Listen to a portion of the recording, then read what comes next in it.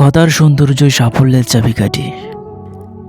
একদিন এক রাজামশাই স্বপ্নে দেখলেন তার মুখের সব দাঁত পড়ে গেছে। তিনি খুব চিন্তিত হয়ে এক জ্যোতিষীকে ডেকে পাঠালেন এবং স্বপ্নের কথা বিস্তারিতভাবে বললেন।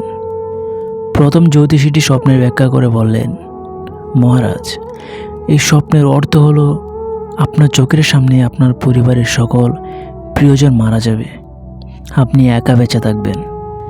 একথা শুনে রাজা ভীষণ রেগে গেলেন। এমন অশুভ কথা বলার জন্য তিনি সেই জ্যোতিষীকে মৃত্যুদণ্ড দিলেন। পরে রাজামশাই আরেকজন জ্যোতিষীকে ডেকে পাঠালেন এবং একই স্বপ্নের কথা বললেন।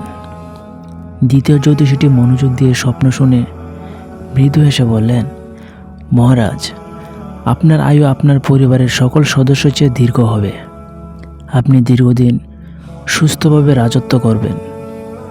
রাজা খুব খুশি হলেন এবং আনন্দের সঙ্গে সেই জ্যোতিষীকে পুরস্কৃত করলেন। দুই জ্যোতিষী একই অর্থ বললেও পার্থক্য ছিল কেবল কথা বলার ধরনে। একজন পেল মৃত্যুদণ্ড আর অন্যজন পেল পুরস্কার। তাই বলা যায়, কথা বলার ভঙ্গি পারে আপনার ভাগ্য নির্ধারণ করতে।